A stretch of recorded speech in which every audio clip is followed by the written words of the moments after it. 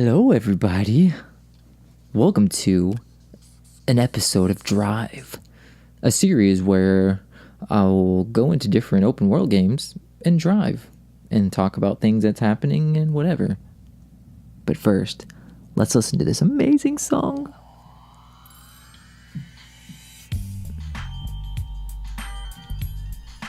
I'm dancing right now. I don't have a camera, so you don't get to see it, but it's cool. We can keep it real casual on this. Not trying to do anything, not doing any missions. Just want to enjoy the game. Talk about different things. E3 is happening right now. The E3 hype train, it's going down.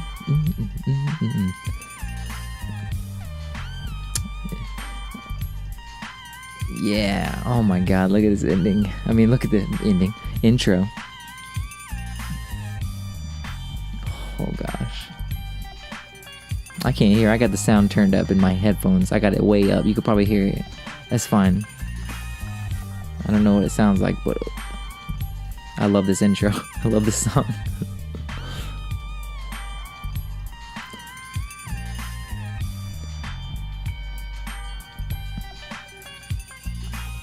Yeah, so I'm just gonna play different open world games, different episodes, talk about stuff, kind of like a podcast style game. I just like driving around in open world games, so this will give me a reason to go visit old open world games that I love. And starting out with one of the best, Grand Theft Auto San Andreas. This is the PS2 version on the PS4, because I can only capture PlayStation 4 footage. So that'll work. The episode is probably going to be 30 minutes long. I'm probably always going to capture the two 15-minute chunks, because it lets you capture in 15-minute chunks. So I'll probably always keep it to about 30 minutes for all the series, unless I got to keep on talking or something like that. But right now, E3 is happening, so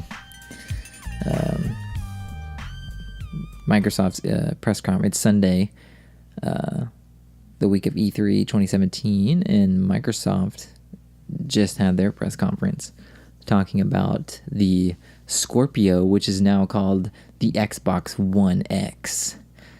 And it looks just like the Xbox One S. And I was seriously shocked that nobody got that confused.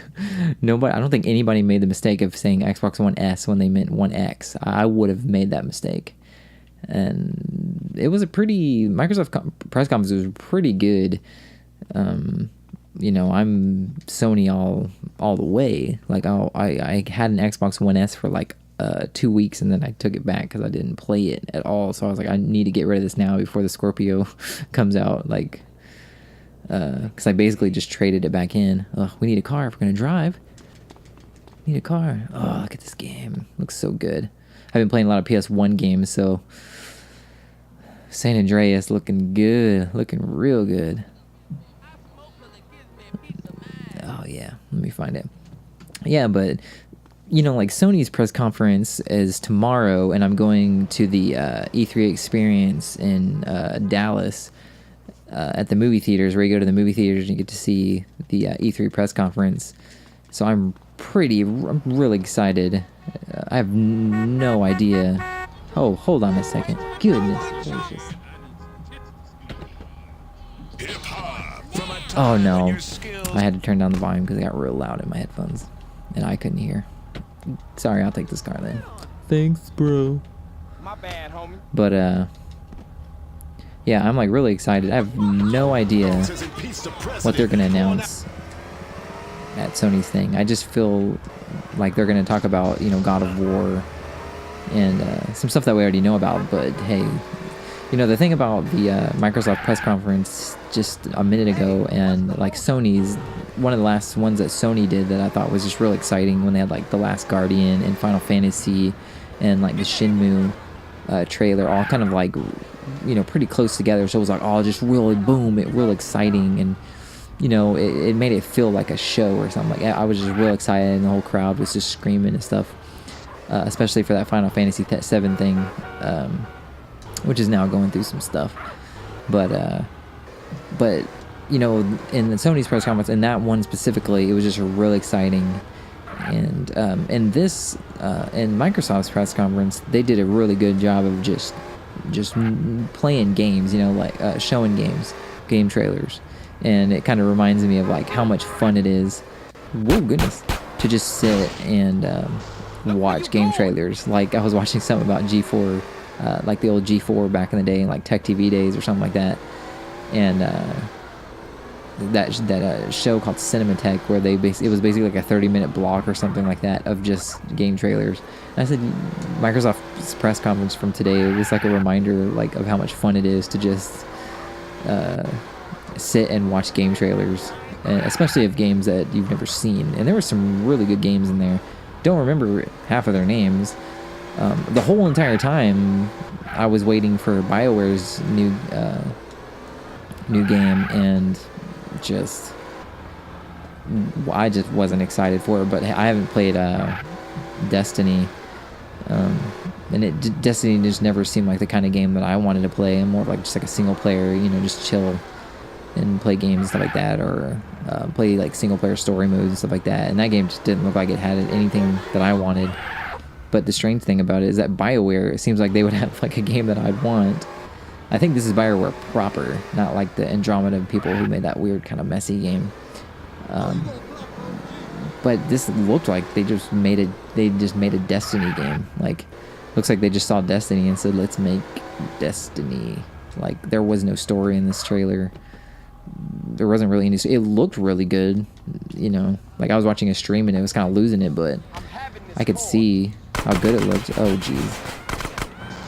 No, don't. Oh, come on.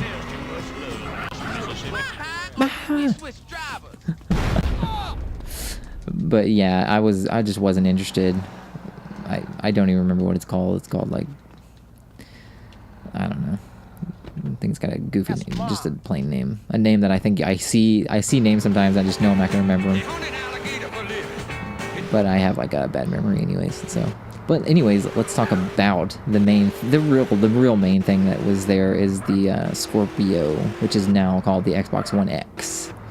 And it looks just like the Xbox One S. It's just black, like a little black box, pretty plain box. But the Xbox One S is like a really nice looking system. And this looks pretty much just like it. I think I saw like a story saying like it might cause confusion in the the market because they look exactly the same. And when you say Xbox One S, I bet you a lot of times that people will go, did you say Xbox One X? Like they'll probably get confused. You'll have like parents, like the old grandma story of like, did you want the Xbox One X S, sonny boy? And get the wrong one, and it looks just like it and everything. Like it's hard to explain. And it's all supposed to play 4K native. And they were like showing Forza at like 4K native 60 frames per second, and it looked insane. Like I was like, god dang. And like they even showed like Minecraft in 4K and like this new like super graphical like upgraded version of Minecraft, and it looked really good with like super good lighting. And I'm a Minecraft fan, and I've tried to play Minecraft over and over again, and it does kind of get boring because it just looks the same a lot, even when you add those little textures. If you're playing on console and like playing plain kind of Minecraft, not like on a PC. But that looked completely different to me. Like, and I know that there are mods out there on the PC that look kind of probably better than that. Look just like that. Add a lot of lighting and stuff. But that was exciting. That was probably like one of the more exciting things that I saw in the game department. Like, I don't know if that'll come to PlayStation, but they'll probably keep it on the Xbox. And but the Xbox One X was announced to come out in November, like November 7th, and it's going to cost a crazy $499. And like, I mean, it's a 4K Blu-ray player. With the Xbox One S, like, was an okay 4K Blu-ray player. Like, I had tried, and I know it's like early days of 4K Blu-rays, but I would like put in a Blu-ray and it would just freak out every once in a while, like not play the movie at times. and like I eventually just got a plain 4K Blu-ray player, like just a regular 4K Blu-ray player on its own, and it's my DVD player as well, so I don't have to use my PlayStation to play my DVDs and stuff and my Blu-rays. I can play it all on there, and it all looks really good. But it's got that in there. It's got the 4K games, and it's playing. I guess it's playing like really powerful games. If it's playing it at native 4K, it's not doing no checkerboarding that the PlayStation does with like Horizon. Like Horizon looks insane. So to think that it can just take that and run it at it could probably run it at like native. Just take out the checkerboarding. Like I would like to see if I could even tell the difference between that. I've heard that it's hard to tell the difference sometimes between checkerboarding and like native, but I don't know. I've never seen that. I've seen I guess I could. Shoot, now that I think about it, I guess I could put in Wipeout Omega Collection, and there's 2 modes on there. I think you can switch it to 4K native, and you can switch it to checkerboarding. That's something I should probably take a look at just to see if I can. What difference is it? Like, can I tell the difference? Maybe if you have like really good eyesight, you just updated your prescription on your glasses, and now you can see the difference between it. I don't know. But the $499, I cannot wait to see how that goes, because you can buy a PlayStation 4 Pro at $399 and play games on your 4K TV, and they look really good. Like Horizon's like one of the best looking games I've seen, and not that many games take place of take the 4K, take advantage of it, but seeing the little upgrade to like Fallout and stuff like that looked pretty cool.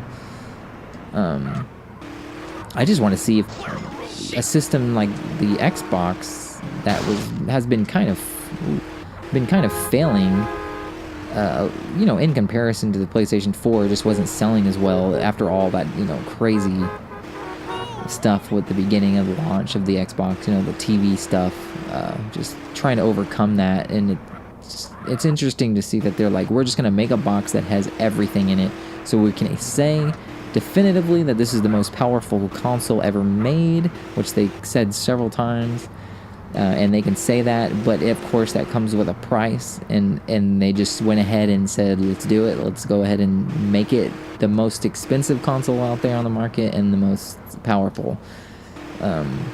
Like the Pro came out at $399, so that's $100 difference. And I feel like didn't the PS4 come out at $399 and the Xbox One came out at $499? And that was also one of the big reasons why it kind of failed, because it was just more expensive, and the PS4 was more powerful, which was the strange part about it. But it didn't come with the Kinect though, so I guess that was the difference. Which I think it was the difference. It didn't come with cameras and stuff like that.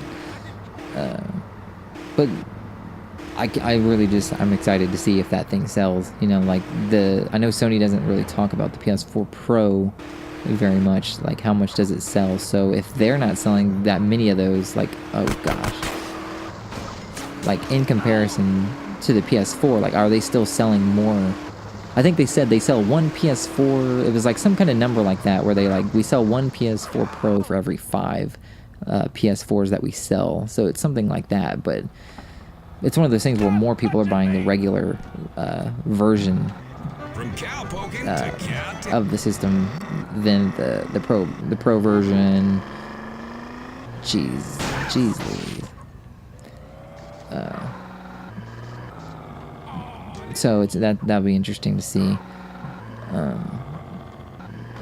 like if they can even do that, one for every 5, or if it'll be like, if I don't know how good the Xbox One S is selling. It's just it'll just be strange to see how good it does. I mean, they were pushing it as the Xbox family, so they kept saying, it'll still come on the Xbox One S, but man, honestly, like the One S, playing the One S was not, I don't know, it just wasn't doing it for me when I was playing it. I just don't feel like playing this console. I get that feeling sometimes when I play the Xbox now. Like, I put it in there and it just doesn't feel the same. Like, I love the feeling of the PlayStation. I don't know what it is. Like, that's where my trophies are. That's where I like to get in there and log in and play my games on there, and that's or all my content goes. Like when I get an email from Sony, I get like little promotional emails from them, and like the other day at the top, it showed clips ending. It'll start in a minute.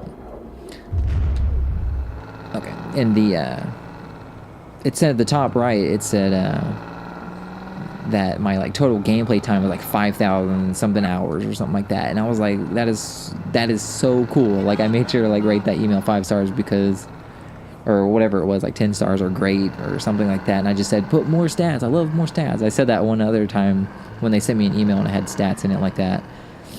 It was like 5,000 some hours of gameplay, so I'm assuming they're taking like some strange number that they've collected from me playing games all across the network when I made my account back in 2007 or 2008. So that's that's cool, and I think that's kind of like why I like playing on the PlayStation, because that's where I put all my time into. I don't even have an account on the Xbox. I think I just made the random account that it made for me. That's all I did. So like I think I traded it back in. I had like one achievement on my Xbox. The guy was like, "You really didn't play this thing, did you?" I'm like, "No, sorry.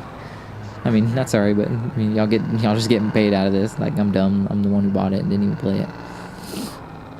But like the benefit of this, there is a great plus to all this, and it's that now there's 2 consoles out there that can shoot out 4K.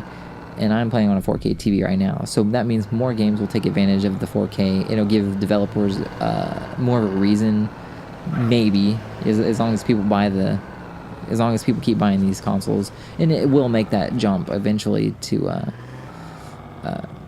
It will make that jump eventually, so to 4K. But this is like the beginning, the early days. But it'll give developers more of a reason to move those assets and put them on the discs, so that people who have 4K TVs can just enjoy it right out of the box and not like update it later.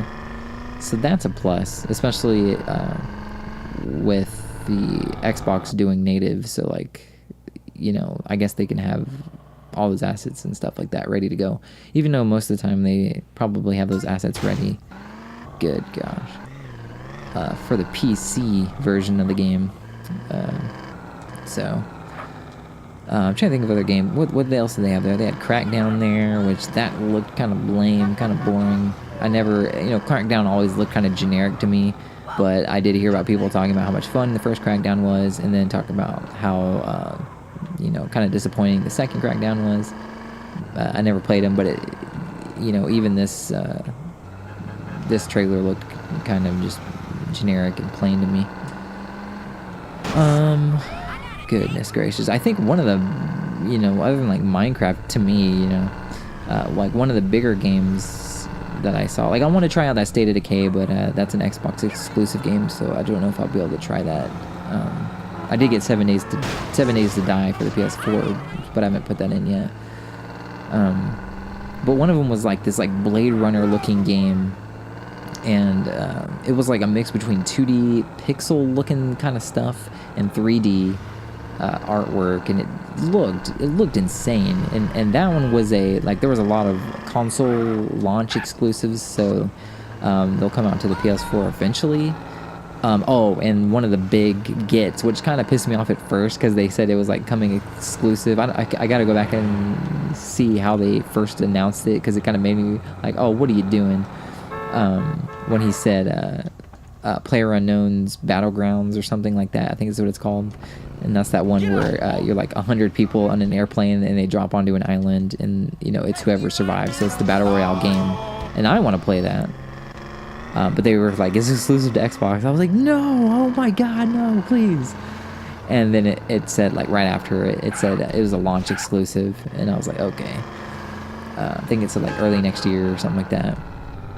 But I was like, dude, if you're making a game right now and you're putting it exclusively on the Xbox One, I feel like that would be just a terrible idea. Launch exclusives, I guess that's fine. I just wonder if putting a game out exclusively on the Xbox right now could just kill your game. You know, like I hear about the strange stuff about Tomb Raider. Like I don't care about Tomb Raider at all, and I feel like that might have been because of its strange like launches on the Xbox, where it would like launch and then like 7 months later it would come out on the PlayStation 4, and like I'm just like whatever, dude. And what was the other game? Titanfall. Oh goodness, I don't have this unlocked. Titanfall, and I heard that game, like somebody made a choice behind the scenes without letting someone else know, and Titanfall ended up being exclusive to the Xbox One, and I felt like that it might have killed that game. I really have no clue, but I think somebody there who worked at that company didn't know that had happened, and they wanted it to come to PS4, but it couldn't because it was exclusive. So that I just feel like that kills your game. Like you can get money, you know, and make your game, but if you're not giving it to all the people that you can, like what are you doing? Like how are you going to make a fan base if you're not giving it to as many people as possible? So then the second one came out, and I felt like it just came out, and like 2 weeks later you could buy it for like $30 or something like that, like super cheap, like because people didn't play the first one, you know, like, and a lot of people don't want to jump into the second one. I feel like it's a rare case when a game comes out on one console and then comes exclusively and then comes to the next console as the sequel only, and then the people jump in on it, like Mass Effect. Like when I first, because I'd heard so much about Mass Effect, and I had played Knights of the Old Republic, and so when the first one came out, I didn't play it because I didn't have a 360. I had a PS3. But then when it finally came out to PS3, Mass Effect 2, I jumped into it and just kind of went with it. And so it's kind of like a rare occasion, but that game was like so good that I just had to play it. What else did they have? Like Sea of Thieves, that looked pretty neat, I guess, you know. A lot of online games.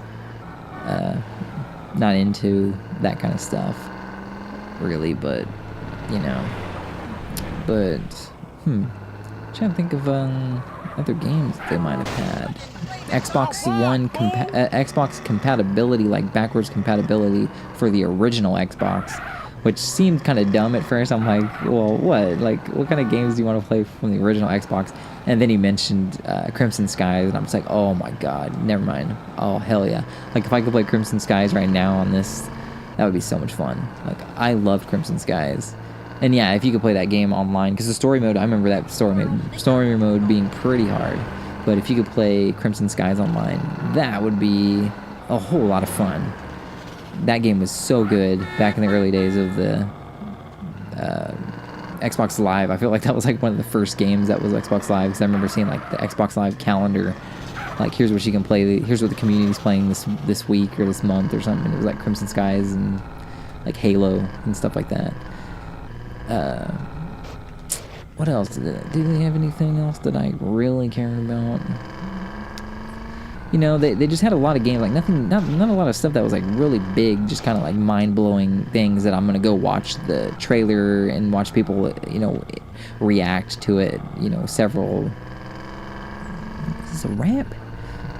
You know, several months down the road from now, I don't know if there's any trailers that played that had a reaction that made people like super excited, but